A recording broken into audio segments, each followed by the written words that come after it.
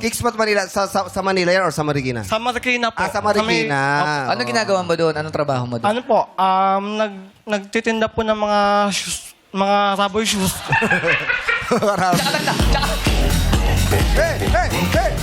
Bukod sa nagtitinda, nagtataboy din yan eh. Bakit? Shush. Oo, di ba? Pag hindi na mabibili.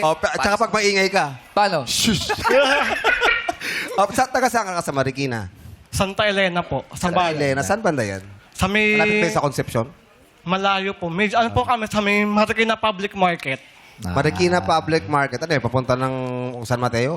Hindi po, sir. Pa City Hall po. Pa City City Hall. Sa mismong bayan. Oo. Magkano yung pinakamahal na sapatos na binibenta mo ron sa store mo? Ano po, sir? Yung iba po, 6,000. 6,000. Oh, anong klaseng sapatos yun? Mga branded po, sir. Ganito. Kunyari, customer mo si Kuis Vong. Oh. Ano, text ko ba? Hindi. Dinaan Sa sushi shop Okay, kasi. kala ko Sa sushi shop Oh, kasi. sige, sige. Ano bang hahanapin mo sapatos? Excuse me, Eugene o Ugin?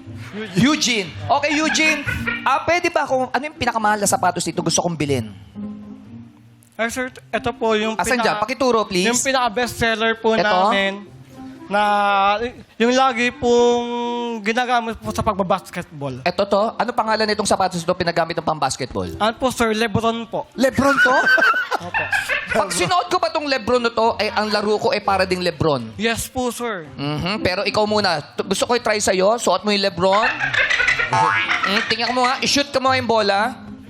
Teka lang, wala pa yung bola. Ito pa lang yung bola. Wala pa eh. Okay. Inuunahan mo agad eh. I-dribble mo muna. Dribble. I-shoot. Oh. Sa Sandali. tingin mo- Pumasok yung may-ari. Oh. Eugene. Teka lang, may-ari ba yun o barangay tanod? Baka barangay tanod. Sorry, sir. Sorry. Oh. Eugene. Ano ba yung ginagawa mo? Bakit naglalaro ka ng basketball dito? Akala ko lang katrabaho ka rito. Sir, ano po, sinasample ko lang po sa... Uy, wala ako pinapasample sa'yo, ha? Ano? Bali po yung sa, ano po, sa sapatos, sir. Ayusin mo! Sinasample ko lang po sa customer po yung kung paano po kaganda yung sapatos. Buti naman. Bibili ba yan? Yes Hindi po, ko sir. maintindihan. Oy! Oy! Kamusta? Hindi ko kanina pa ako hindi ko naiintindihan. Talagang Alin?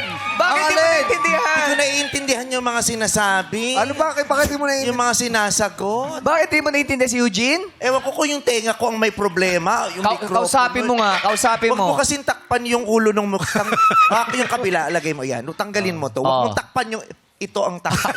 Di siya makapagsalita. Diba? Ngayon alam ko na kung ba't di kita naiintindihan. Diba? Eugene, si Vice. Eugene, oh, Vice. Oh. Eugene, kamusta ka? Kailan mo huling nakita yung baba mo? Kahapon po. Pareho kaming walang baba. Oo. Yung pagkatapos ng ilong Adam sa Apple. Eugene! Oo, sa shoe shop daw siya nagkatrabaho. Ano na? Mahilig ka sa sapatos si Oo, Vice. narinig ko na pinakikinggan ko taga Marikina, dati sa call center. Yes. Oo. Pag may bibenta ka kay Vice ng sapatos, anong klase? At ba't naman ako bibili? Bilang mo naman siya.